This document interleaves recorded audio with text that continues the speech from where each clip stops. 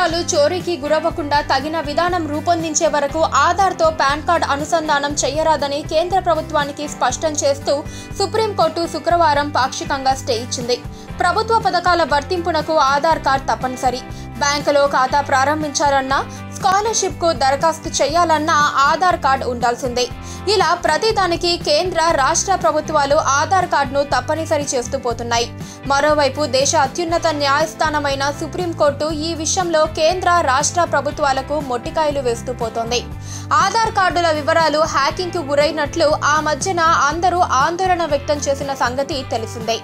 ఈ నేపథ్యంలో వ్యక్తిగత వివరాలు చోరీకి గురవ్వకుండా తగిన విధానం రూపొందించే వరకు ఆధార్తో పాన్ కార్డ్ అనుసంధానం చేయరాదని కేంద్ర ప్రభుత్వానికి స్పష్టం చేస్తూ సుప్రీంకోర్టు శుక్రవారం పాక్షికంగా స్టే ఇచ్చింది.